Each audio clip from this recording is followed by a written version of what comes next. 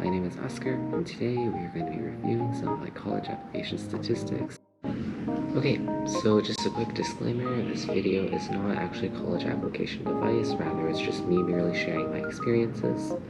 Now, to give some context, I'm currently a Canadian high school senior, I'm 17 years old, and my GPA is a 4.0 unweighted, according to College Board's conversion.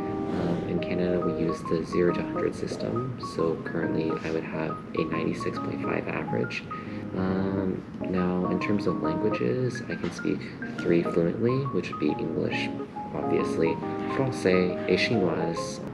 Yeah, so I speak 3 languages fluently. My current hobbies right now are chess, music, anything to do with composition, playing instruments, because I play multiple different instruments, we'll get to that later, and simple sleight of hand, as you may see, so basically just card tricks, as well as language learning. So I'm currently studying 3 languages that I mentioned previously, as well as Korean. And my personal favorite 2 hobbies are sleep and jogging. So I will say that for most of the hobbies that I just listed earlier, I didn't have enough room to include them on the college application process or my extracurriculars in any way. For example, sleight of hand. Like, I actually did perform on stage before, but unfortunately, some of those didn't make it on. But anyways, I want to talk a little bit about some of the classes that I've taken, as well as like my APs and test scores. So in the Canadian education system, or specifically for Ontario, basically you have to take the courses in the grade level that you're in, unless you have a prerequisite or a waiver of some sort. So I know in the US you can, take AP classes when you're in grade 9, and you can honestly just pick whatever classes you want and take them. So anyways, here are some of the courses that I took over my high school career. So in grade 9, I had grade 9 English, grade 10 Math, which is enhanced because I had a waiver, grade 9 Science, grade 9 Geography, grade 9 French, grade 9 Phys Ed, grade 9 Instrumental Music, and grade 9 Business. For grade 10, I had grade 10 English, grade 11 Functions, Enhanced, which is basically grade 11 Math, but that's reach ahead level, grade 11 Chemistry, grade 10 History, grade 10 Civics, grade 10 Careers, grade 10 French, grade 11 Computer Science, grade 11 Physics, and I did take grade 10 science in the summer of my grade 9 year, which is why I was able to get credit waivers for most of the classes at the grade 11 level. So after those reaching ahead classes that I've taken, that has enabled me to take in grade 11 English, AP Calculus, grade 12 Advanced Functions, which is enhanced at the higher level math, AP Chemistry, grade 12 Physics, Canadian Law, which I took in the summer as well, grade 11 French, and grade 12 Computer Science. For this year, I've had grade 12 English, grade 12 Politics, which is supposed to be AP Politics, but for some reason our school stopped offering it, but that's okay. So I was going to be in AP Politics, but it's just regular Politics, as well as AP French.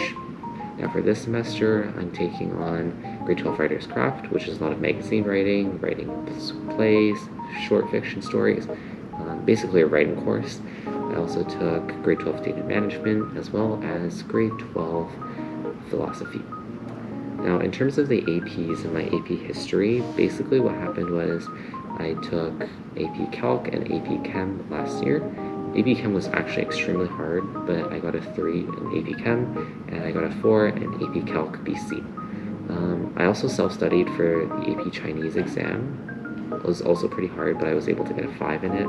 For this year, upcoming, I have AP Calc BC that I'm self-studying for, AP Politics, also self-studying, AP French, AP Macroeconomics, and AP Microeconomics. So wish me luck, but those are the classes that I've been set to take.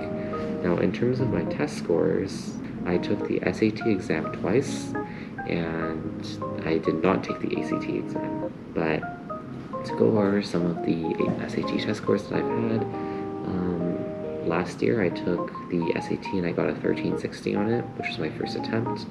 And then I also took it a second time and I got a 1420 on it.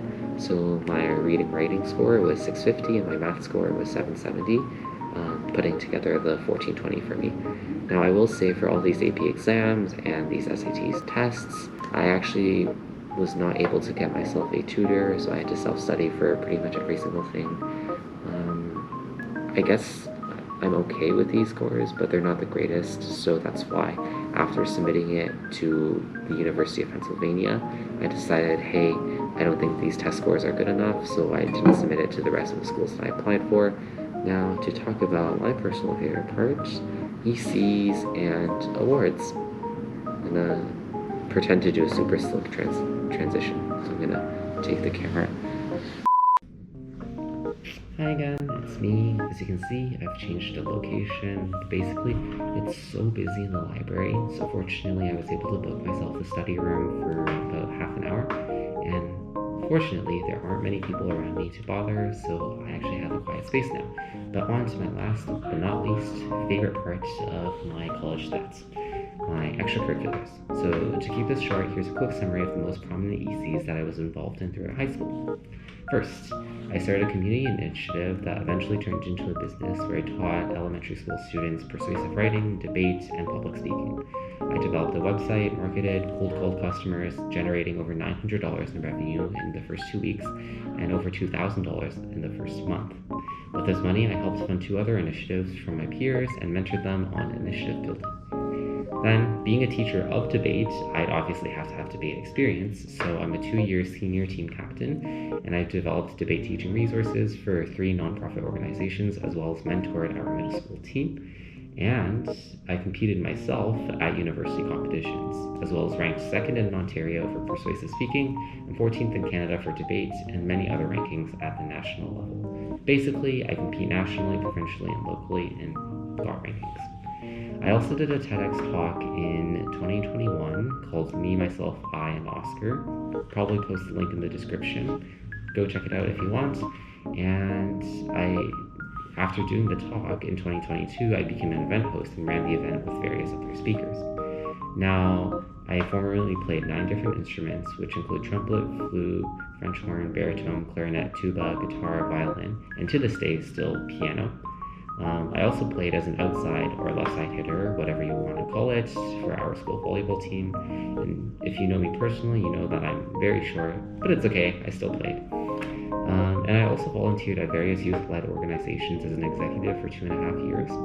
And overall, I had over 250 hours of community engagement. Then I also had a customer service job at the local supermarket for a year. So instead of being a cashier, I basically helped serve people deli products. Okay, and I also have a few smaller year-long commitments, but for the brevity of this video, I'll save that for another time. Honestly, this is it. This is me in a nutshell. And those were the statistics that I have for my college application round for the Ivy League schools that I applied to and for different schools that I applied to in the US. But yeah, that's basically my commonapp statistics. If you're interested in my personal statement or different essays that I wrote for different schools, let me know down in the comments below, and I'll probably do a video covering that sometime in the future. But regardless, thank you so much for watching, and I really appreciate you being here. I don't know what I'm gonna do now. Probably cue some background B-roll, some other footage. But yeah, thanks for watching, and I will see you next time.